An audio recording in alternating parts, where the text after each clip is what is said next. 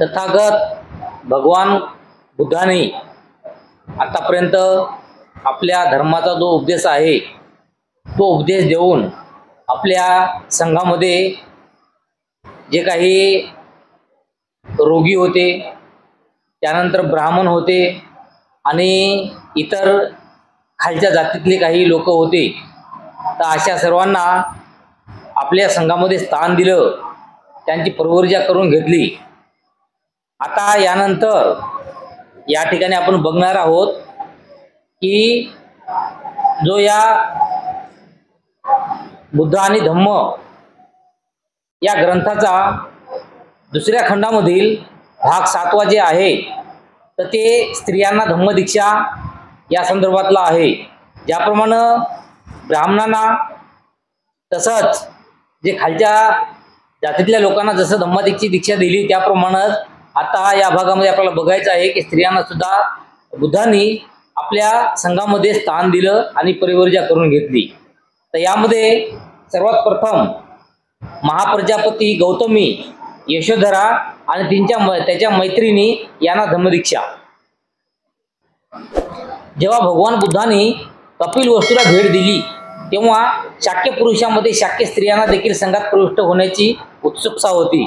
म्हणजे ज्यावेळेस भगवान बुद्ध हे आपल्या आईवडिलांच्या सांगण्यावरून जेव्हा कपिल वस्तूच्या नगरामध्ये गेले होते तर त्यानंतर तेथील असलेले शाक्य जे काही लोक होते तर त्या लोकांना जसं बुद्धाच्या संघामध्ये सामील होण्याचे जसं विचार केला होता त्याप्रमाणेच त्या शाक्यातील जे काही महिला होत्या तर त्या महिला सुद्धा त्यांनी सुद्धा आपण विचार केला होता की आपण सुद्धा बुद्धाच्या या याच्यामध्ये भिक्खू संघामध्ये सामील व्हावं। आणि स्त्रियांचे नेतृत्व महाप्रजापती गौतमीकडे होते आणि त्या सर्व जे एक महिला मंडळ होतं तर ते महिला मंडळ एक असं तयार झालं जसं आपला महिला बचत गटाचा गट कसा तयार होतो त्याप्रमाणे, आणि त्यांचा एक हेड माणूस होते। तर ते हेड जे आहे किंवा त्या महिलापैकी प्रमुख जे काही महिला आहे तर ते प्रमुख म्हणून महाप्रजापती गौतमी म्हणजे सिद्धार्थ गौतम बुद्धाची आई मावशी ही जी होती तर यांच्याकडे होतं। ज्यावेळी भगवान शाक्यासह न्याग्रोधारामात राहत होते त्यावेळी महाप्रजापती गौतमी त्यांच्याकडे जाऊन म्हणाली, भगवान तथागताने सांगितलेला धम्म आणि विनयानुसार स्त्रियांना प्रवर्जा देऊन त्यांना संघात प्रवेश देण्याची आज्ञा दिली तर फार चांगले होईल। तर या महिलांना सर्व एक आपला गट बनवला होता आणि त्या गटाचे अध्यक्ष म्हणजे कोण, म्हणजे मेन माणूस कोण, प्रजापती जे सिद्धार्थाची आई होती। तर याने काय केलं की महाप्रजापती हे ज्या वेळेस न्याग्रोधारामात राहत होते सिद्धार्थ बुद्ध तर त्या ठिकाणी महाप्रजापती बुद्धाकडे गेली आणि बुद्धाला म्हणाले की भगवान ज्या प्रमाणात आपण शाक्यामधील पुरुषांना आपल्या संघामध्ये प्रवेश दिला त्याप्रमाणे आमच्यासारख्या महिलांना सुद्धा आपल्या संघामध्ये प्रवेश दिला तर खूप चांगले होईल। नको गौतमी, असा विचार तुझ्या मनात येऊ देऊ नकोस। पुन्हा दुसऱ्यांदा आणि तिसऱ्यांदा गौतमी तीच विनंती त्याच शब्दात केली आणि दोन्ही वेळा बुद्धाने तिला तीच उत्तर दिले। तर यावेळेस महाप्रजापती गौतमीने बुद्धाला विनंती केली की आम्हाला सुद्धा तुमच्या संघामध्ये सामील करून घ्या। तर त्यावेळेस बुद्ध काय म्हणाले की नको गौतमी, आपल्या आईला काय म्हणते की नको गौतमी, तू या संघामध्ये येऊ नकोस, तुला मी आज्ञा देणार नाही। नंतर निराश आणि दुःखी झालेल्या गौतमीने भगवंताला वंदन केले आणि अश्रुढाळीत रडत ती परत गेली। त्यानंतर जेव्हा तिला म्हणजे कळालं की बुद्ध आपल्याला आपल्या संघामध्ये प्रवेश देत नाहीत त्यामुळे ते गौतमी नाराज झाली, प्रजापती नाराज झाली आणि ते परत गेली आणि रडत आपल्या घरी गेली। रडी म्हणजे त्या याच्या बाहेर त्यांचं जे बुद्धाचे जे स्थान होते त्यांच्या बाहेर गेली। पुढील प्रवासाकरता भगवंतांनी न्याग्रोधाराम सोडल्यानंतर महाप्रजापती आणि शाक्य स्त्रिया एकत्र बसल्या आणि आपली संघ प्रवेशाची विनंती व भगवंताने त्या विनंतीला दिलेला नकार याविषयी त्या विचार करू लागल्या। त्यानंतर जेव्हा या न्याग्रोधारामामधून बुद्ध दुसऱ्या ठिकाणी हे न्याग्रोधाराम सोडलं आणि दुसऱ्या ठिकाणी जेव्हा गेले तर त्यावेळेस या जे पूर्ण महिला होत्या, तर या महिलांनी विचार केला की बुद्धानं आपल्याला आपल्या संघामध्ये सामील करून घेतलं नाही आहे, नाकारलेलं आहे, तर आपण त्यांच्या बुद्धाच्या शाख्यामध्ये, आपल्या बुद्धाच्या संघामध्ये आपण सामील व्हायला पाहिजे, असं ते महिला विचार करत होत्या. भगवंताचा नकार अंतिम आहे असे मानण्यास शाक्य स्त्रिया तयार नव्हत्या. त्यांनी यापुढे जाऊन परिवारिकाचा स्वतःच वेश धारण करून भगवंतासमोर उभे राहण्याचे आणि आपण अगोदर प्रवृत्ती घेतली असल्याचे भगवंताच्या निदर्शनात आणून देण्याचे ठरवले. मग या सर्व महिलांना काय ठरवलं की भगवंत आपल्याला आशित परिवर्जा देत नाहीत, आपल्या संघामध्ये सामील करून घेत नाहीत. त्यासाठी आपण काय करायचं की आपण स्वतःच आपली अपरिवर्जा घ्यायची. आपण आपलं डोक्यावरील केस काढायचे, आपल्या अंगावर जे काही वस्त्र असतील, जे काही हे असेल, चिवर असेल, ते चिवर धारण करायचं आणि बुद्धाकडे जायचं आणि बुद्धाला असं सांगायचं की आम्ही याच्या पूर्वीच कधीतरी परिवर्जा घेतलेली आहे आणि आपल्या संघामध्ये सामील झालेले आहोत. तदनुसार महाप्रजापतीने मुंडन केले, पीत वस्त्रे धारण केली आणि शाक्य कुळातील अनेक स्त्रियांसह ती भगवंतांना भेटण्यासाठी निघाली. भगवंतांनी त्यावेळी वैशाली येथे महावनातील कुटागार भवनात वास्तव्य केले होते. आणि जेव्हा जे मायक्रोधामामधून बुद्धानं प्रयाण केल्याच्या नंतर, त्यातून ते निघल्याच्या नंतर त्यांनी कुठे गेले, वैशालीला गेले आणि वैशालीला त्यांनी आपला मुक्काम ठेवला. त्यानंतर जेव्हा या महिलाला कळालं की बुद्ध आता वैशालीमध्ये आहेत, त्यावेळेस हे सर्व महिला स्वतः आपलं डोक्याचं मुंडन केलं, पिवळे वस्त्र धारण केले, जे चिवर असते त्याप्रमाणे धारण केले आणि ते भगवंताला भेटावयास निघाले. त्यानंतर भगवानाला भेटायला गेल्याच्या नंतर महाप्रजापती गौतमी आपल्या सोबतीनीसह धीरे धीरे वैशालीला येऊन पोहोचली आणि धुळीने माखलेल्या व सुजलेल्या पायांनी तो कुटागाराच्या सभागृहात आली.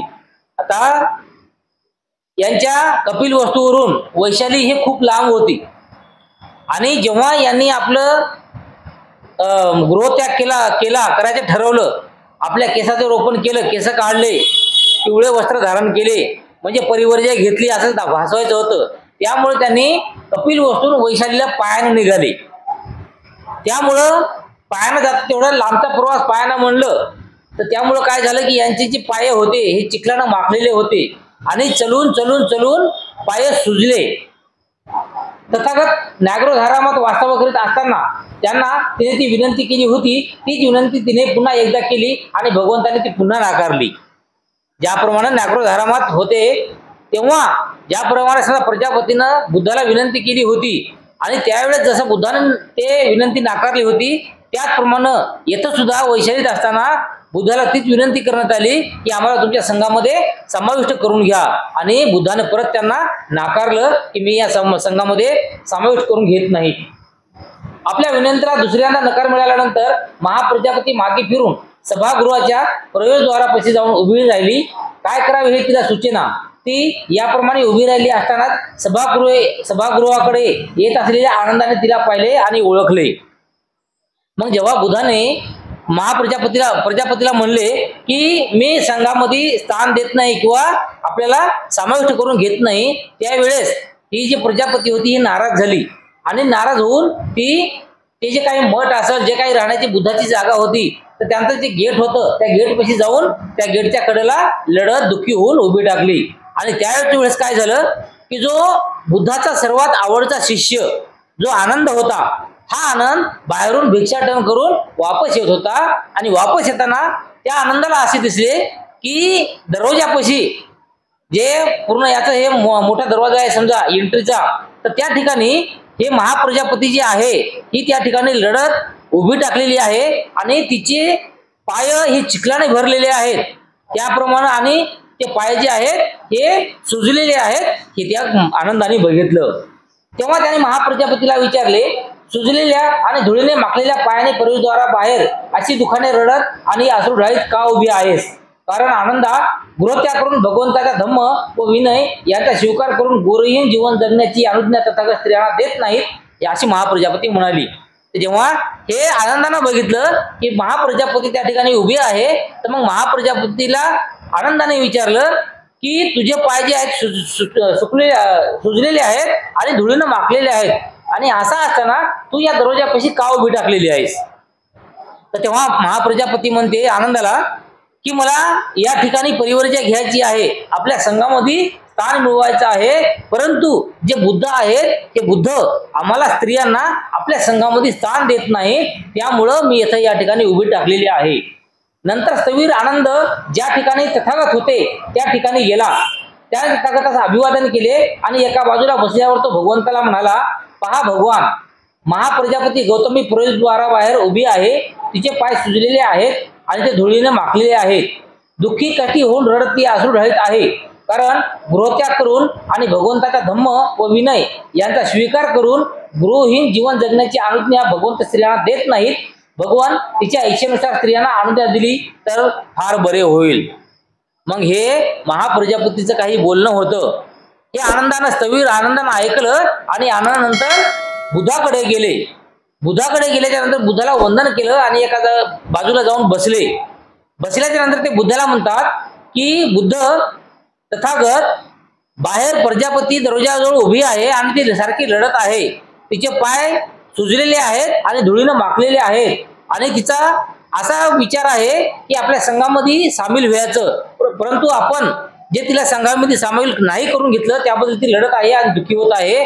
तर माझं एक मत आहे की आपण स्त्रियांना सुद्धा आपल्या संघामध्ये जर समाविष्ट करून घेतलं तर फार बरं होईल, असं स्थविर आनंद कोणाला म्हणते? बुद्धाला. महाप्रजापतीने मावशी आणि दाई या नात्याने तथागताचे पालन पोषण केले, त्यांना दूध दिले आणि तथागताच्या मातेच्या मृत्यूनंतर तिने त्यांच्या अंगावर पाजले. याप्रमाणे तिने आपली उपयुक्तता सिद्ध केली नाही काय? म्हणून हे भगवान, संसार त्याग करून गृहहीन जीवन जगण्याची आणि तथागताने सांगितलेला धम्म आणि विनय पाळण्याची अनुज्ञा स्त्रियांना देणे योग्य होईल.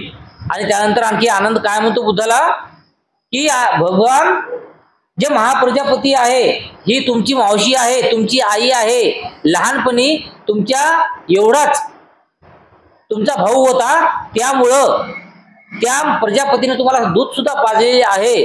आणि असं असताना तिनं जे काही आपल्या आयुष्यामध्ये तुमच्यासाठी किंवा जे काही चांगल्या हिश्याचं समजा काही जे असेल किंवा आपण काही जरी चांगलं केलं आहे असं कोणाला वाटण्यासारखं जे काम आहे तर ते काम हे प्रजापतीनं पूर्ण केलेलं आहे. त्यामुळं प्रजापती आता लढत आहे आणि समाविष्ट आपल्या संघामध्ये समावेश होण्याची इच्छा करत आहे.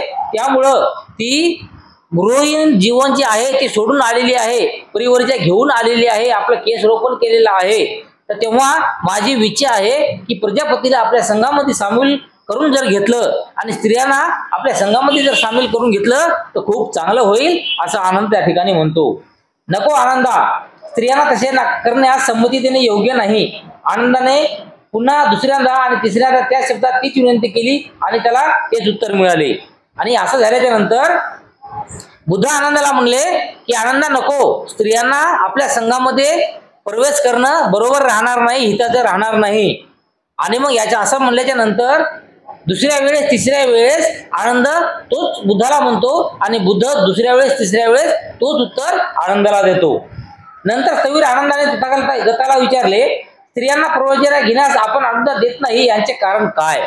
नंतर शेवटी आनंदानं बुद्धाला काय विचारलं की आपण जी स्त्रियांना परिवर्जा देत नाहीत किंवा आपल्या संघामध्ये सामील करून घेत नाहीत तर याचं काय कारण आहे? शूद्र आणि स्त्रिया अस्वच्छ आणि हीन दर्जाचे असल्यामुळे त्यांना मोक्ष मिळू शकत नाही असे ब्राह्मण मानतात. हे भगवंतांना माहीत आहे, म्हणून ते शूद्र आणि स्त्रिया यांना परिवर्जा घेऊ देत नाहीत. तथागताचे मत ब्राह्मणाप्रमाणेच आहे काय? त्यानंतर आनंद परत काय म्हणतो की जे काही जुन्या मनुवादी किंवा रूढी परंपरा आहेत तर त्या परंपरेनुसार शूद्र लोक आणि स्त्रिया यांना एकसारखं समान स्थान आहे. त्यामुळं हे जे ब्राह्मण मानतात त्याप्रमाणे भगवान तर तसे मानत नाहीत, परंतु भगवान अगर मानत नसतील आणि भगवंताला जर माहिती असेल असं समजा तर मग शूद्र स्त्रिया हे परिवर्जा घेऊ देत नाहीत ब्राह्मण लोक त्यांना, तर तथागताचे मत सुद्धा असे या ब्राह्मणासारखे आहे की काय? म्हणजे ब्राह्मण सुद्धा स्त्रियाला वरी येऊ देत नाहीत, मग भगवंताचं सुद्धा असंच मत आहे की काय? ब्राह्मणाप्रमाणे शूद्रांना देखील परिवर्जा घेऊन संघात प्रवेश करण्यात तथागताने संमती दिली नाही काय? भगवान स्त्रियांच्या बाबतीत असा भेदभाव करण्याचे कारण काय? आता यानंतर परत आणखी आनंद काय म्हणतो की जरी ब्राह्मणानं शूद्राच्या लोकाला किंवा शूद्राला आपल्या चांगल्या याच्यामध्ये स्थान दिलं नाही किंवा त्यांना महत्व दिलं नाही, परंतु आपण तो शूद्रांना आपल्या संघामध्ये समाविष्ट करून घेतलेला आहे आणि त्या शूद्राच्या बरोबर ही जे महिला आहेत, मग या महिलाला आपल्या संघामध्ये समाविष्ट करून घेण्यात किंवा परिवर्जा देण्यास काय हरकत आहे? तथागताने सांगितलेला धम्म आणि विनय यांचा स्वीकार करून निब्बाण प्राप्त करून घेण्यास स्त्रिया समर्थ नाहीत असे तथागतांना वाटते काय? म्हणजे नंतर आणखी आनंद काय म्हणतो की स्त्रिया जे आहेत हे तथागताने जे काही सांगलेला मार्ग असेल किंवा त्यांनी सांगलेला किंवा धम्म असेल किंवा जे काही सांगलेला विनय असेल, हा विनय किंवा जो धम्म आहे हे स्त्रिया स्वीकारू शकत नाहीत काय, असं तुम्हाला वाटते की काय? तथागताने उत्तर दिले, आनंदा गैरसमज करून घेऊ नकोस, निब्बाण परत पोहोचण्यास पुरुषा इतक्या स्त्रिया समर्थ आहेत असे माझे मत आहे. तेव्हा बुद्ध काय म्हणतात की आनंदा तू माझ्या बोलण्याचा गैरसमज करून घेऊ नको, मी जे काही बोलतो त्याचा अर्थ वेगळा काढू नकोस आणि मी जे मानतो तर हे स्त्रियांना सुद्धा तेवढंच मानतो जेवढं पुरुषांना मानतो आणि मला नक्की माहित आहे की जेवढ्या दिवसामध्ये किंवा जेवढ्या प्रखरतेनं पुरुष हे निब्बाण पद प्राप्त करतात तेवढ्याच प्रखरतेनं महिला सुद्धा निब्बाण पद प्राप्त करू शकतात. आनंदा माझ्याविषयी गैरसमज करून घेऊ नकोस, स्त्री पुरुषातील विषमतेच्या तत्वांना मी पुरस्कर्ता नाही. त्यानंतर आणखी बुद्ध काय म्हणतात की माझ्याबद्दल तू आनंदा काहीही गैरसमज करून घेऊ नको आणि जे स्त्री आहेत किंवा पुरुष आहेत यांच्यामधलं जे विषमता आहे किंवा याच्यामधलं काही जे भेदभाव असेल तर अशा भेदभावाच्या तत्वाला मी मानणारा नाही आहे. महाप्रजापतीच्या विनंतीला मी दिलेला नकार हा स्त्री पुरुषातील विषमतेच्या आधारलेला नाही, तो व्यावहारिक कारणावर आधारलेला आहे. आणि त्यानंतर बुद्ध काय म्हणतात की मी जे प्रजापतीला नकारलेला आहे किंवा प्रजापतीला आपल्या संघामध्ये समावेश करून घेण्याबद्दल नाकारलेला आहे, तर त्याचं कारण हे की हे महिला आणि म्हणजे पुरुष आणि महिला यांच्यातलं विषमता पद नव्हतं किंवा दोघांमध्ये जे काही विषमता असेल याच्यामुळे मी नाकारत नाही आहे. तर मी नाकारतो का आहे, कारण जो व्यावहारिक कारण आहे, व्यावहारिक म्हणजे आता कसं असते की महिला जे असतात ते महिलेला बऱ्याच काही ठिकाणी समजा कोणत्या हरकती येत असतात, अटकाव असतात किंवा त्यांच्या काही मर्यादा असतात. ज्याप्रमाणे पुरुष हे खुल्यामध्ये राहतात तर हे महिला खुल्यामध्ये राहू शकत नाहीत. म्हणजे अशा प्रकारचं काही व्यावहारिक ज्ञान आहे किंवा हे व्यावहारिक जो काही कारण आहे, तर या व्यावहारिक कारणामुळं बुद्ध म्हणतात की मी महिलाला नाकारतो आहे किंवा महिलांना आपल्या संघामध्ये समावेश करून घेत नाही. भगवान खरे कारण समजल्यामुळे मला फार आनंद झाला आहे, परंतु व्यावहारिक अडचणीमुळे भगवंतांनी तिची विनंती अमान्य केली पाहिजे काय? त्या कृत्यामुळे धम्माला कमीपणा येणार नाही काय? आणि स्त्री पुरुषातील असमानतेच्या निंदेला तो पात्र ठरणार नाही काय? भगवंतांना त्यांची काळजी वाटते, अशा प्रकारच्या व्यावहारिक अडचणीतून पार पडण्यासाठी काही नियम भगवंतांना तयार करता येणार नाहीत काय? आणि असं भगवान बुद्धानं सांगितलं की जो काही व्यावहारिक कारण आहे तो कारणामुळे मी स्त्रियांना आपल्या संघामध्ये स्थान देत नाही. तर यावर स्थवीर आनंद काय म्हणतात की आपण म्हणतात ते बरोबर आहे, तुमचं मला पटलेलं आहे, परंतु अशा काही ज्या अडचणी असेल तर या अडचणीमुळं आपण या अडचणीतून काहीतरी वेगळा मार्ग काढला पाहिजे किंवा हे जर आपण स्त्रियाला जर आपल्या संघामध्ये स्थान दिलं नाही तर ज्याप्रमाणे जो ब्राह्मण लोक आहेत जे स्त्रियांना हीन समजतात, तुच्छ समजतात किंवा अस्पृश्य समजतात आणि आपण जर स्त्रियांना समजा आपल्या संघामध्ये प्रवेश नाही दिला तर लोकांमध्ये हेच चर्चा जाईल की बुद्धानं सुद्धा ब्राह्मणासारखं स्त्रियाचं स्थान दिलं नाही किंवा मानाचं स्थान दिलं नाही, त्याला अस्पृश्य सारखं ठेवलं. तर हे बी होऊ शकते. आणि स्त्री पुरुषातील असमानतेच्या निंदा किंवा म्हणजे बुद्धानं सुद्धा असं मानलं की स्त्री वेगळी आहे आणि पुरुष वेगळा आहे, दोघांमध्ये खूप मतभेद आहे असं बुद्धानं सुद्धा मानलं. असा सुद्धा मेसेज लोकांपर्यंत जाऊ शकतो किंवा अशी बातमी लोकांपर्यंत जाऊ शकतात किंवा लोक यांची हुलवा काढू शकतात. तसेच भगवंताला जर महिलाविषयी काही काळजी जर वाटत असेल तर आपण याच्यातून व्यावहारिक अडचणीतून बाहेर निघण्यासाठी काही ना काहीतरी मार्ग काढला पाहिजे आणि असा मार्ग काढता येणार नाही काय, असं त्या ठिकाणी आनंद बुद्धाला म्हणतो. ठीक आहे आनंदा, माझा धम्म आणि विनय यांचे पालन करून परिवर्जा घेण्याची अनुज्ञा स्त्रियांना दिली पाहिजे असा जर महाप्रजापती गौतमीचा आग्रह असेल तर मी त्याला संमती देतो, पण 8 अटीवर मी ती संमती देतो. तो 8 मुख्य नियम अंमलात आणण्याची जबाबदारी महाप्रजापती गौतमीने स्वतः घ्यावी, तो तिचा संघ प्रवेशाचा आरंभ ठरेल. आता त्या ठिकाणी शेवटी कटाळून म्हणजे जेव्हा आनंद हेच करत होते समजा की स्त्रियांना घेतलंच पाहिजे आपण, नाहीतर समाजामध्ये वेगळा मेसेज जाईल किंवा काहीतरी लोकांकडे वेगळी हुल जाईल. तर एवढं बोलणं झाल्याच्या नंतर बुद्ध म्हणतात की ठीक आहे आनंदा, मी तुझ्या म्हणण्याला मान देतो आणि स्त्रियाला आपल्या संघामध्ये प्रवेश देऊया, काही हरकत नाही. परंतु काय म्हणते की आपल्या संघामधली पहिली स्त्री जी आहे तर ही महाप्रजापती असेल आणि त्यामुळं महाप्रजापतीने मी जे काही 8 प्रकारचे नियम देणार आहे हे नियम तंतोतंत प्रजापतीने पाळले पाहिजेत. तसंच त्या महाप्रजापतीने इतर जे नंतर काही जे महिला येतील आपल्या संघामध्ये तर त्यांचं सर्वांचं प्रतिनिधित्व केलं पाहिजे. म्हणजे बुद्ध हे बुद्धाचं प्रतिनिधित्व करतात, म्हणजे सर्व संघाचं प्रतिनिधित्व करतात. त्याचप्रमाणे प्रजापतीने हे पूर्ण महिलाचं प्रतिनिधित्व केलं पाहिजे. कारण तर एका जागी पुरुष असणं आणि महिला असणं याच्यामध्ये मर्यादा असतात हे बुद्धाला माहिती होतं. नंतर तथागताकडून या 8 मुख्य नियमाचे ज्ञान करून घेतल्यावर स्थविर आनंद महाप्रजापती गौतमीकडे गेला आणि तथागताने सर्व म्हणणे त्याने तिला सांगितले. आणि हे सगळं झाल्याच्या नंतर बुद्धानं परवानगी देतो म्हणून सांगल्याच्या नंतर स्थविर आनंद हे महाप्रजापतीकडे गेला आणि महाप्रजापतीला जे काही बुद्धानं सांगितलं की जे काही 8 नियम पालन करावे लागतील किंवा सर्व महिलांचं प्रतिनिधित्व करावं लागल तर हे त्या महाप्रजापतीला आनंदाने सांगितलं. आनंदा, अलंकार प्रिय कुमार किंवा कुमारिका ज्याप्रमाणे सणानंतर कमल पुष्पाच्या, जाईच्या फुलाच्या किंवा स्मित मुतक पुष्पाच्या माळेचा दोन्ही हाताने स्वीकार करतील आणि ती आपल्या शिरावर धारण करतील त्याप्रमाणेच या 8 मुख्य नियमाचा मी स्वीकार करीत आहे आणि मी माझ्या आयुष्यात या नियमाचा कधीही भंग करणार नाही. महाप्रजापती गौतमी आनंदास म्हणाली. आणि जेव्हा आनंदानं महाप्रजापतीला सांगितले की बुद्धानं जे 8 नियम सांगितले असतील ते पाळावे लागतील तर त्यानंतर महाप्रजापती म्हणते की ज्याप्रमाणे एखादं समजा कमळाचं फूल असेल किंवा एखादं गुलाबाचं फुल असेल किंवा जे सुवासिक कोणतेही फुलं असतील तर हे फूल सरासरी हातात घेतल्याच्या नंतर माणूस खाली पडू देत नाही, आपल्या डोक्यावर घ्यायचा प्रयत्न त्या फुलाला करते. त्याचप्रमाणे बुद्धानं सांगलेले जे काही हे 8 नियम आहेत तर या 8 नियमाचं मी तंतोतंत पालन करेल. या पालनाचा किंवा या नियमाचा मी कधीही भंग करणार नाही असं मी वचन देतो असं त्या ठिकाणी महाप्रजापती म्हणते.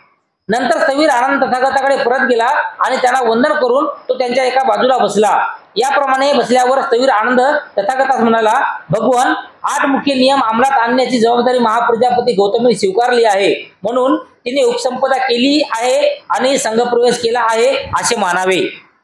आता त्यानंतर हे गौतमीचं महाप्रजापतीचं जे म्हणणं होतं ते ऐकून जो आनंद होते हे आनंद कुठे गेले? बुद्धाजवळ गेले.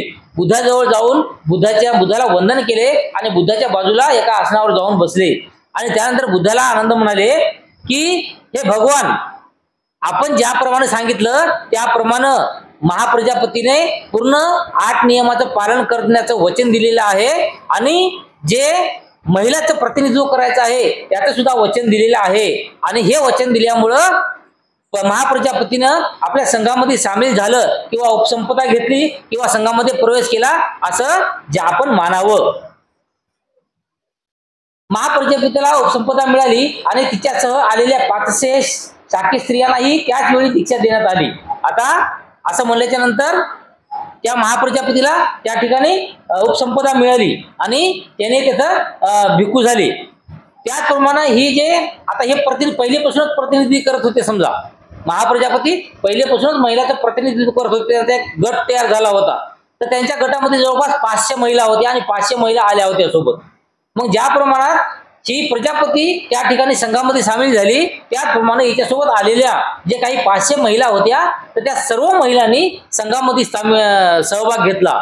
आणि त्याचप्रमाणे या 500 महिलांमध्ये जे आपली जे म्हणजे सिद्धार्थाची जी बायको होती यशोधरा, तर ही यशोधरा सुद्धा त्या महिलांमध्ये समाविष्ट होती. याप्रमाणे दीक्षा मिळाल्यानंतर महाप्रजापती भगवंतासमोर आली आणि त्यांना अभिवादन करून एका बाजूला उभी राहिली व तथागताने तिला धम्म व विनय यांचा उपदेश दिला. असं झाल्याच्या नंतर हे महाप्रजापती बुद्धाजवळ आली, बुद्धाला वंदन केलं आणि वंदन केल्याच्या नंतर बाजूला बसली आणि बाजूला बसल्याच्या नंतर बुद्धानं जे काही आपला धर्म उपदेश असेल तो धर्म उपदेश त्या ठिकाणी या महाप्रजापतीला केला आणि महाप्रजापतीनं ते धर्म उपदेश जो आहे हे पूर्ण ऐकून घेतला आणि धम्म व विनय यांचा जो उपदेश आहे पूर्ण हे समजून घेतला. इतर 500 भिक्षूंना तथागताचा एक शिष्य नंदक याने उपदेश दिला आणि बुद्धानं हे आपल्या महाप्रजापतीला उपदेश दिला आणि बाकीचे भिक्खू मधील एक जे त्यांचा भिक्खू होता किंवा शिष्य होता नंदक नावाचा, तर त्या नंदक नावाच्या शिष्यानं किंवा भिक्खूनं बाकीचे 500 महिला होता त्या 500 महिलांना धम्मदीक्षा दिली. महाप्रजापती बरोबर ज्या शाक्य स्त्रिया भिक्खूनी झाल्या त्यात यशोधराही होती. तिच्या संघप्रवेशानंतर ती भदा कच्चांना म्हणून ओळखली जाऊ लागली. म्हणजे मानवी जीवनामध्ये माणसाचं नाव जसं असते वेगळं, तर भिक्खू संघामध्ये सामील झाल्याच्या नंतर त्यांचं नाव बदलत असते. हे मी तुम्हाला पहिलेही सांगलेलं आहे. तर याप्रमाणे या 500 महिलांमध्ये ती यशोधरा सुद्धा होती आणि यशोधरानं सुद्धा आपला तिच्या संघामध्ये प्रवेश केला होता आणि संघामध्ये प्रवेश केल्याच्या नंतर या यशोधरेचं नाव जे आहे भदा कच्चाना असं ठेवण्यात आलं. म्हणजे भद्रा कात्यायना भिक्खू किंवा भिक्षुनी भद्रा कात्यायना असे त्या यशोधरेचे नाव ठेवण्यात आलं होतं. यानंतर चंडालिका प्रकृतीची धम्मदीक्षा. आता चंडालिका म्हणजे जे हिंद दर्जाची काही एक समजा जात आहे समजा, तर त्या जातीमधील एक प्रकृती नावाची जी एक महिला होती, तर त्या महिलानं धम्मदीक्षा घेतली. एकदा श्रावस्ती येथे अनाथपिंडकाच्या जेतवन आश्रमात भगवान बुद्ध राहत होते. आता त्यानंतर एकदा श्रावस्ती येथे अनाथपिंडकाच्या जेतवन जे काही वन होतं, तर त्या वनामध्ये भगवान राहायला होते. भगवंताचा शिष्य आनंद एकदा नगरात भिक्षा मागण्यासाठी गेला होता. भोजन केल्यावर पाणी पिण्यासाठी आनंद नदीवर जात होता आणि आनंद हा भिक्षाटनासाठी गेला. भिक्षा मागली आणि जेवण केलं आणि जेवण केल्याच्या नंतर ते नदीच्या साईडनं पाणी प्यायला जात होता.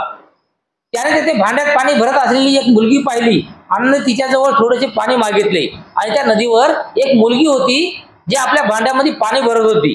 तर हे आनंदानं बघितलं आणि आनंदानं बघितल्याच्या नंतर आनंदा त्या मुलीकडे पाणी पिण्यासाठी गेला. प्रकृती नावाच्या त्या मुलीने मी चांडालिका आहे असे म्हणून पाणी देण्याचे नाकारले आणि जेव्हा आनंदाने त्या मुलीला पाणी मागितले की माझ्या हातामध्ये पाणी टाक किंवा मला पियाला पाणी दे, तर त्यावर त्या चंडालिकानं किंवा त्या प्रकृतीनं काय केलं की पाणी देण्याचं नाकारलं की मी एक चंडालिका आहे, मी एक साधी किंवा अस्पृश्य किंवा खालच्या दर्जाची किंवा खालच्या जातीतली एक महिला आहे, मुलगी आहे, त्यामुळे मी तुम्हाला पाणी देऊ शकत नाही. कारण तर पहिलं कसं होतं की ब्राह्मण कोणी चालले असतील तर त्यांच्या समोरून सुद्धा महिलाला आणि अस्पृश्यांना फिरण्यास अटकाव होता, मनाई होती. तेव्हा आनंद म्हणाला मला पाणी हवे आहे, मला तुझ्या जातीशी कर्तव्य नाही. मग त्या मुलीने आपल्या भांड्यातील थोडेसे पाणी त्याला दिले. तर जेव्हा त्या मुलीने सांगितले की मी चांडालिका आहे, मी पाणी तुम्हाला देऊ शकत नाही, तर तेव्हा आनंद त्या मुलीला म्हणाला की मला फक्त पिण्यासाठी पाणी पाहिजे आहे, तुझ्या जातीशी मला काहीही घेणं देणं नाही.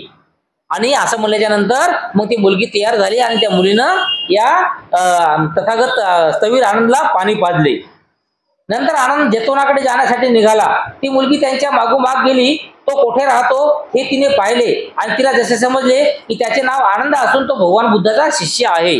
आणि त्यानंतर ही जे चंडालिका होती, तर या चंडालिकाला असं वाटलं की आमच्यासारखे जे साधे लोक आहेत, अस्पृश्य काही महिला आहेत, अशा महिलाच्या हातून कोणीही पाणी पित नाही, परंतु हा जो व्यक्ती आहे, हा जो संन्यासी आहे, तर या संन्याशाने माझ्या हातून पाणी पिलेलं आहे, मग हा संन्यासी कोण असेल. मग या आनंदवर ही जी चंडालिका होती तर ही चंडालिका भाळल्या गेली आणि भाळल्या गेल्यामुळं काय झालं की त्या मुलीनं काय ठरवलं की हा कुठं जातो, कुठं राहतो हे मी बघलं पाहिजे, म्हणून ती त्या आनंदाच्या मागे गेली.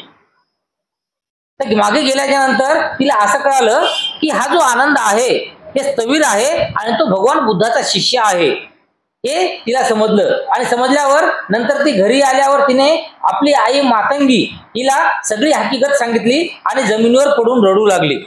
नंतर काय केलं, ती जी चंडालिका होती हे घरी गेली आणि घरी गेल्याच्या नंतर हे जे सर्व हकीकत होती, म्हणजे आपण कोणत्या तरी एखाद्या संन्यासाला पाणी पाजलेलं आहे आणि संन्यासाने आपल्या हातून पाणी पिलेलं आहे, ही सर्व गोष्ट तिनं तिच्या आईला सांगितली. आणि आईला सांगितल्याच्या नंतर तिने मोठमोठ्यांना आक्रोश करून लढू लागली आणि जमिनीवर पडू लोळू लागली. आईने तिला रडण्याचे कारण विचारले. सगळी हकीकत सांगून ती मुलगी म्हणाली, जर माझे लग्न करण्याची तुझी इच्छा असेल तर मी आनंदाशीच लग्न करील, मी दुसऱ्या कोणाशीही लग्न करणार नाही. तर त्यावेळेस जी ते चंडालिका लढत होती, तर हे लढताना बघून जे मातंगी नावाची तिची जी आई होती त्या आईनं म्हणलं की तू का लढत आहेस, तू दुःख का करून घेत आहेस. तर तेव्हा या चंद्रलेखेनं म्हणलं की आई, तुला माझं जर लग्न करायचं असेल तर मी फक्त त्या आनंदाशीच लग्न करल, दुसरं कोणाशीही लग्न करणार नाही. आईने चौकशीला सुरुवात केली. परत आल्यावर तिने सांगितले की हे लग्न अशक्य आहे, कारण आनंदाने ब्रह्मचर्याचे व्रत धारण केलेले आहे. आणि मुलीनं म्हणल्याच्या नंतर त्या मुलीची आईनं काय केलं की हा आनंद कोण आहे, कुठं राहतो याची माहिती घेणं सुरू केलं. आणि जेव्हा माहिती त्या आईनं घेतली तेव्हा त्या आईला सुद्धा कळालं की हा जो आहे हा एक संन्यासी आहे, परिवर्जा घेतलेला एक आनंद स्थवीर आहे आणि तो भगवान बुद्धाचा शिष्य आहे. त्यामुळे ती परत घरी आली आणि घरी येऊन आपल्या मुलीला काय म्हणते की हे शक्य नाही आहे, त्याने संन्यास घेतलेला आहे, संन्यास घेतलेला आहे आणि त्याच्यामुळं त्याने संसार त्याग केलेला आहे आणि म्हणून ते तुझ्यासोबत लग्न करायला तयार होणार नाही आणि तुझं लग्न त्याच्यासोबत होणार नाही, असं त्याची आई, ते चंद्रलेखाची आई चंद्रलेखाला म्हणतो. हे ऐकल्यावर त्या मुलीला अत्यंत दुःख झाले आणि तिने अनात्याग केला. ही परिस्थिती म्हणजे काही विधिलिखितच आहे असे म्हणावयास ती तयार नव्हती. म्हणून ती म्हणाली, आई, तुला चेटुकाची कला अवगत आहे ना, मग आपला हेतू साध्य करण्यासाठी तू त्याला उपयोग का करीत नाहीस. आई म्हणाली, काय करता येईल ते मी बघतो. तर त्यानंतर काय झालं की हे कळाल्याच्या नंतर की हा आनंद आता गृहत्याग केलेला आहे, संसार त्याग केलेला आहे, त्याच्यासोबत लग्न होत नाही. त्यामुळे ही चंद्रलेखा जी होती तर ही आणखी दुःखी झाली. आणि दुःखी झाल्याच्या नंतर ती काय म्हणाली की हे असं काही लिखित तर कुठं नाही ना की एखाद्या संन्याशानं लग्न करू नये, संन्यासी बी कधी कधी लग्न करू शकते. मग त्याप्रमाणे तू असं काहीतरी कर की तुला जे काही चाहते, हे म्हणतात ना, काय म्हणतात त्याला, कोणती विद्या म्हणतात, चटुकडीची विद्या, म्हणजे ते काय म्हणतात हे भानामती वगैरे करणं, जादू करणं.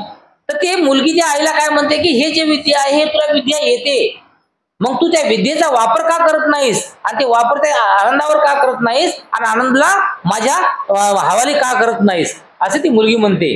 तेव्हा मातंगीने आनंदाला आपल्या घरी भोजनाचे निमंत्रण दिले. मुलीला फारच आनंद झाला. त्यावेळी मातंगी आनंदाला म्हणाली, माझी मुलगी आपल्याशी लग्न करायला फार उत्सुक आहे.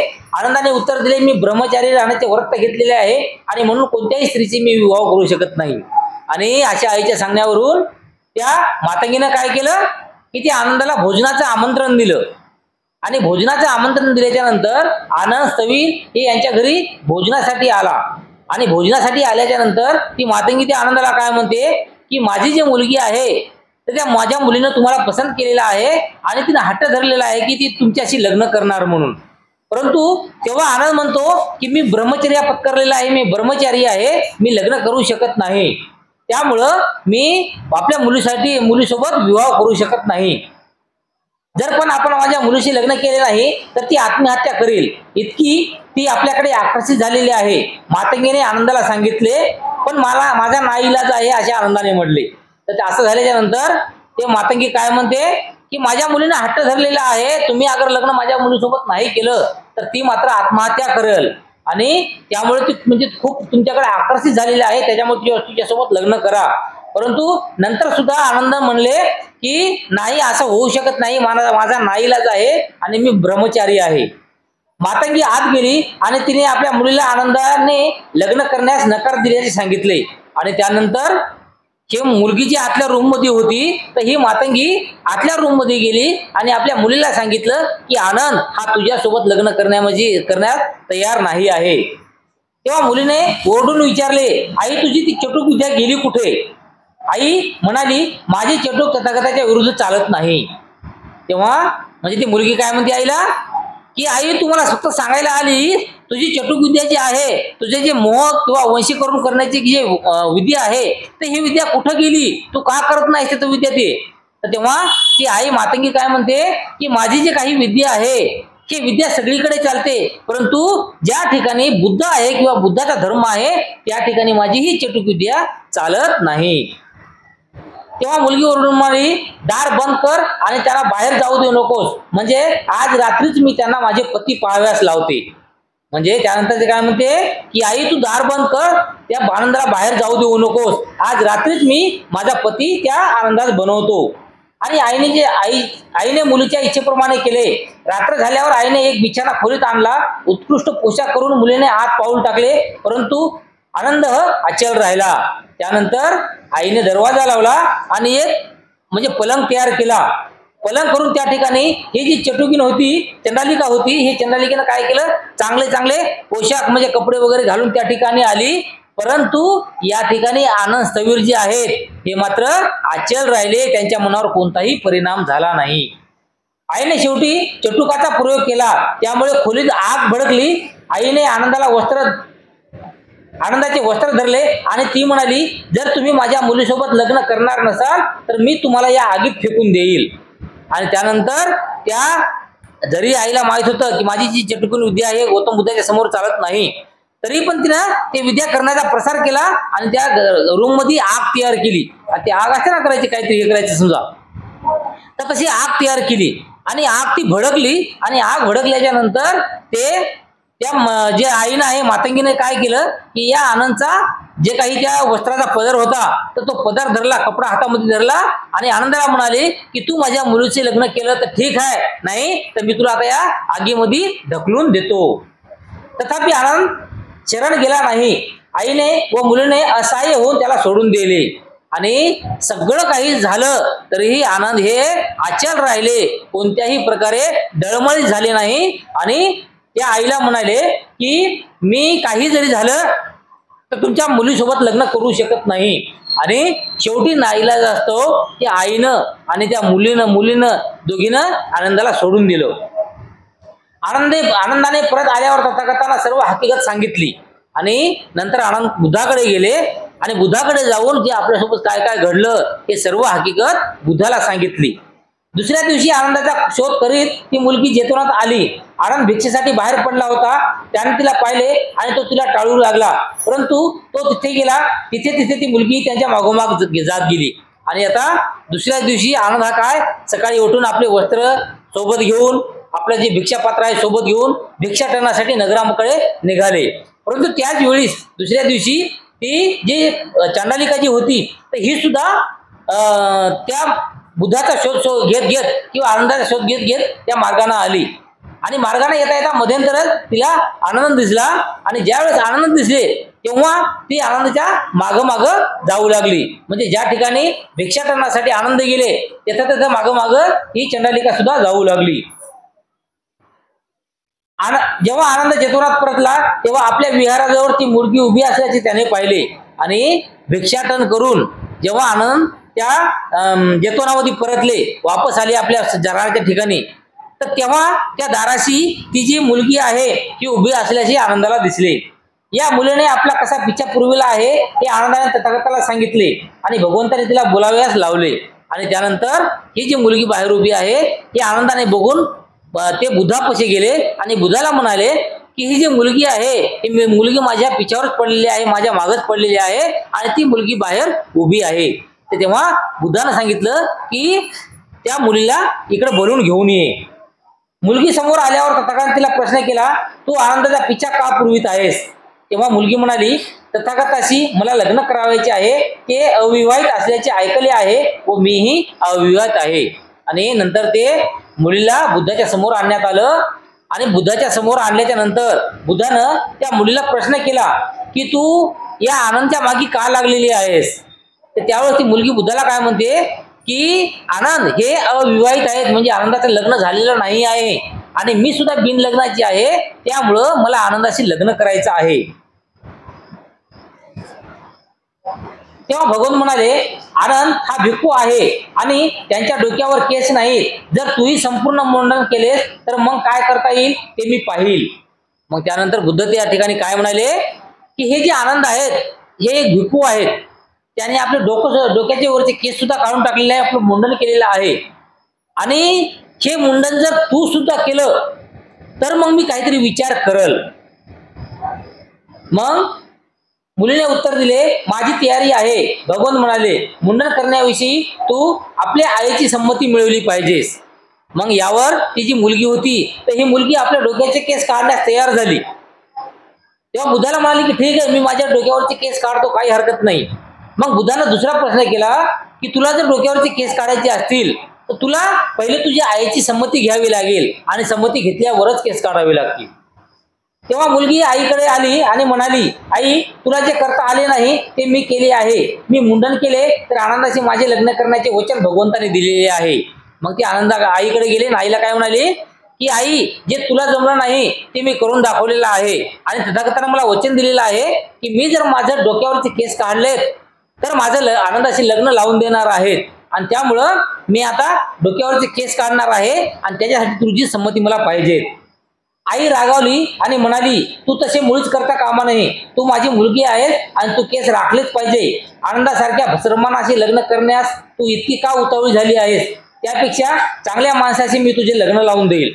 आणि ज्यावेळेस त्या मुलीनं सांगितलं की मी माझ्या डोक्यावरचे केस काढणार आहे, मला संमती दे, तर त्यावेळेस त्या आईला सांगितलं की नाही, मी तुझी आई आहे आणि हे डोक्यावरचे केस काढण्याची परवानगी मला बिलकुल देणार नाही.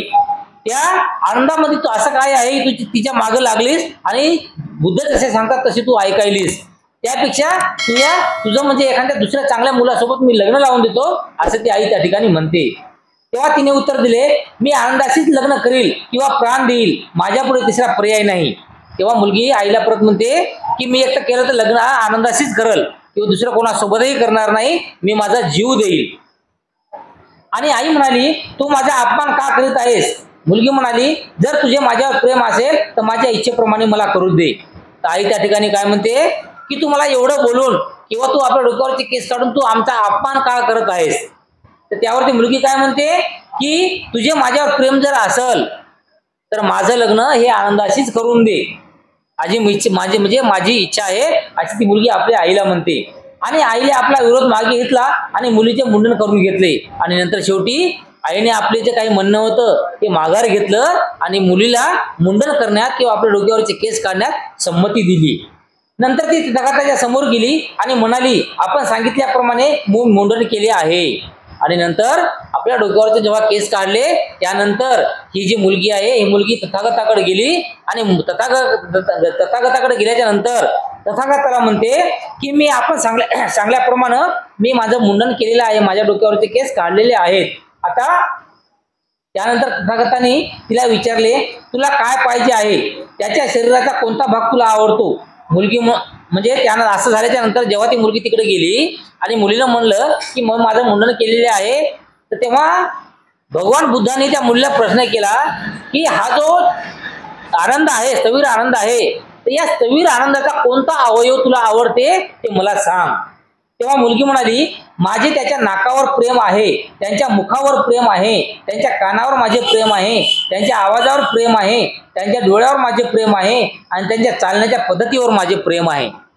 तेव्हा ती मुलगी बुद्धाला काय म्हणते की हा जो आनंद आहे तर या आनंदाच्या कानावर माझं प्रेम आहे, त्यांच्या नाकावर माझं प्रेम आहे, त्याच्या शरीरावर माझं प्रेम आहे, त्यांचे जे काही डोळे आहेत त्या डोळ्यावर माझं प्रेम आहे किंवा त्यांची जी चालण्याची पद्धत आहे तर त्या चालण्यावर सुद्धा माझं प्रेम आहे. तेव्हा भगवान त्या मुलीला म्हणाले, डोळे हे अश्रूचे घर आहे, नाक हे घाणीचे घर आहे, तोंड हे थुंकीचे घर आहे, कान हे मळाचे घर आहे आणि शरीर हे मलमूत्राचे आगर आहे, हे तुला माहित आहे काय? त्यावेळेस भगवान बुद्ध काय म्हणतात की हे जे तू अवयव सांगितले की अवयवावर तुझं प्रेम आहे किंवा ते अवयव तुला पाहिजे म्हणून सांगितलं, तर तिच्यामधले जे अवयव आहेत डोळे, या डोळ्यामधून अश्रू म्हणजे घाण पाणी बाहेर निघते. त्यानंतर नाकामधून घाण बाहेर निघते, त्यानंतर तोंडामधून थूक हे घाण बाहेर निघते. तसेच जे कान आहे त्या कानामधून सुद्धा मळ बाहेर निघते आणि शरीर जे आहे ते सर्व आपलं जे काही मलमूत्र असेल याचं गाभा आहे, याचा आगार आहे, हे तुला माहित आहे काय? जेव्हा स्त्री पुरुष एकत्र येतात तेव्हा ते संतती निर्माण करतात, परंतु जेथे जन्म आहे तेथे मृत्यू आहे, तेथे मृत्यू आहे तेथे दुःखही आहे. मुली आनंदाशी लग्न करून तुला काय मिळणार आहे ते मला कळत नाही. त्यावेळेस त्या ठिकाणी काय म्हणते भगवान बुद्ध सांगतात की माणूस जेव्हा जन्माला येतो तर जन्माला आल्याच्या नंतर त्याचं जे मरण आहे, त्यांचं जे अंतिम समय आहे हा ठरलेला असतो. आणि असा असताना सुद्धा जर माणूस जन्माला आला तर जन्माला आल्याच्या नंतर त्याच्या जीवनामध्ये दुःख येतात, कष्ट येतात आणि त्यामुळं तुला आनंदामध्ये असं काय दिसत आहे किंवा त्या आनंदामध्ये तुला काय मिळणार आहे? संसारिक जीवन असो या कोणतंही जीवन असो, त्या जीवनामध्ये माणसाला दुःखाशिवाय काहीच मिळत नाही.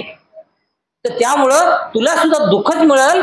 त्यामुळं आनंदामध्ये म्हणजे असं काही वेगळं नाही किंवा तो दुःखाशिवाय दुसरा काही पर्याय नाही, असं बुद्ध त्या ठिकाणी म्हणतात. तेव्हा मुलगी विचार करू लागली आणि आनंदाशी लग्न करण्याचा तिने जो इतका आग्रह धरला होता त्यात काही अर्थ नाही हे तिने मान्य केले व भगवंतांना तसे सांगितले. आणि त्यानंतर त्या मुलीला जीवनाचा सारांश कळाला की खरंच या जीवनामध्ये सर्व दुःख आहे. या जीवनामध्ये जेवढे संसार थाटले सगळ्या संसारामध्ये दुःखच दुःख आहे हे त्या मुलीला पटलं. आणि पटल्याच्या नंतर ती मुलीनं जे आपला विचार होता की मला आनंदासोबत लग्न करायचं आहे हा विचार थोडासा बदलला आणि ती थोडी शांत झाली आणि बुद्धाला म्हणाली, भगवंतांना वंदन करून ती त्यांना म्हणाली, अज्ञानामुळे मी आनंदाच्या मागे लागलो होतो. तेव्हा ती मुलगी त्या भगवंताला काय म्हणते की माझं काही जे अज्ञान होतं, मी जे काही अनपढ होतो, म्हणजे मला कोणती जाणीव नव्हती आणि जाणीव नसल्या कारणाने मी भगवंताच्या मागे लागलो होतो. आता माझ्या मनात प्रकाश पडला आहे. माझी स्थिती वादळात सापडलेल्या पण नंतर किनाऱ्यावर सुरक्षित पोहोचलेल्या नौकेवरील नाविकासारखी झालेली आहे. म्हणजे आता मी प्रकाशात पडलेलो आहो, म्हणजे मला आता प्रकाश मिळाला आहे, चांगलं ज्ञान मला मिळालेलं आहे. आणि आता एखादी जे काही नाव असते, एखादं काही जे जहाज असते ते जहाज वादळामध्ये सापडते आणि वादळात सापडल्याच्या नंतर त्या जहाजामध्ये असलेले माणसं कसे घाबरतात आणि घाबरल्याच्या नंतर म्हणजे त्याला असं वाटते की समजा आता आमचं मरण अटळ आहे, आम्ही आता मरणार आहोत, आता इथं वाचणार नाही. पण तेवढ्यात ती नाव कुठंतरी एखाद्या किनाऱ्याला जाते तेव्हा त्या माणसाला जसं प्रकाश पडल्यासारखं वाटते किंवा एखादा आपला नवीन जन्म झाल्यासारखं वाटते, त्याचप्रमाणे आज माझा या ठिकाणी जन्म झाला आहे असं मला वाटते. निराश्रित झालेल्या वृद्धाला आश्रय मिळावा अशी मी झालेली आहे. म्हणजे एखादा वृद्ध माणूस असेल, म्हातारा माणूस असेल आणि त्या म्हाताऱ्या माणसाला कोणाचाच आसरा नाही, कोणाचाच आधार नाही, तर त्या माणसाला कसे कष्ट होतात आणि त्या तशा कष्टात असलेल्या माणसाला जर एखादा कोणाचा आधार जर मिळाला तर त्याला काय वाटते की मला माझा नवा जन्म झाल्यासारखा वाटते की नाही. तर त्याप्रमाणे हे मुलगी सुद्धा म्हणते की मला सुद्धा तसाच नवीन जन्म झाल्यासारखा आनंद होत आहे. अंधाराला जशी दृष्टी लाभावी अशी माझी इच्छा स्थिती झाली आहे. भगवंताने आपल्या समुपदेशाने मला झोपेतून जागे केलेले आहे. तर त्यानंतर हे जे मुलगी आहे या मुलीचं बुद्धाच्या धर्म उपदेशामुळे डोळे उघडले आणि नंतर ती मुलगी म्हणते की आता मला एखाद्या झोपेतून उठल्यासारखं वाटत आहे किंवा मला माझा जे काही नवीन जन्म आहे ते झाल्यासारखं वाटत आहे. प्रकृती तू भाग्यवान आहेस, कारण तू चांडाळिका असशील तरी कुलीन स्त्री पुरुषा पुढील आदर्श आहेत. तू हीन जातीची आहे पण ब्राह्मणही तुझ्यापासून धडा घेतील. आणि त्यानंतर बुद्ध त्या मुलीला काय म्हणतात, प्रकृतीला काय म्हणतात की जरी तू चांडालिका असशील तरी पण तू स्त्री पुरुषामधील एक आदर्श राहशील आणि तू संघामध्ये प्रवेश करशील तर तू हीन जातीची आहेस पण ब्राह्मण जे लोक आहेत तर हे ब्राह्मण सुद्धा तुझा आदर्श घेतील असं त्या ठिकाणी बुद्ध म्हणतात. न्याय आणि सदाचारण यांच्या मार्गावरून तू ढळू नकोस, म्हणजे सिंहासनावरील राजवैभव भोगणाऱ्या राण्याही तुझ्या पुढे फिक्या ठरतील. म्हणजे तू काही जे आहे सदाचारणाचा काही जे मार्ग असेल हे सदाचाराचा मार्ग तू अवलंबून राहा, त्याच्यामधून ढळू नकोस किंवा इतर काही विचार करू नकोस. आणि हे जे शील किंवा विनय तू जर पाळून राहिलीस तर त्यानंतर एखाद्या राजामधली राणी सुद्धा फिकी पडेल, एवढं तुझं जे काही तेज आहे हे तेज जगासमोर येईल. विवाहाचा प्रश्न मिटल्यामुळे भिकुनीच्या संघात प्रवेश करणे हा एकच मार्ग तिच्या पुढे होता. आणि नंतर आता लग्नाचे जे काही तिच्या मनात होतं हे मनातून तिच्या डोक्यातून पूर्ण निघून गेलं. मग आता काय करायचं, मग आता या तुमच्या संघामध्ये जे भिकुनी आहेत, जे महिला आहेत तर त्यांच्या बरोबर मी सुद्धा राहतो, हा एकच पर्याय या प्रकृती समोर चांडालिका समोर राहिलेला होता. आणि त्याप्रमाणे तिने आपली इच्छा प्रकट केल्यावर जरी ती अत्यंत होती तरी तिला संघात प्रवेश देण्यात आला. आणि त्यानंतर तिनं तशी बुद्धाला विनंती केली की आपल्या संघामध्ये महिला सुद्धा आहेत आणि आता मला या जीवनाचा काही लोभ नाही आहे किंवा मी असं दुःखीमय किंवा कष्टमय जीवन जगणार नाही, त्यामुळं मला तुमच्या संघामध्ये समावेश करून घ्या. आणि नंतर बुद्धानं त्या हिला प्रकृतीला सांगितलं की तू जरी साध्या सिंपल जातीतली आहे, हलक्या जातीतली आहेस, पण तरी सुद्धा मी तुला आपल्या संघामध्ये समाविष्ट करून घेतो. आणि अशा प्रकारे आजचा हा जो आहे भाग आपण या ठिकाणी संपवणार आहोत. यानंतर उद्या आपल्याला बघायचा आहे भाग 8वा.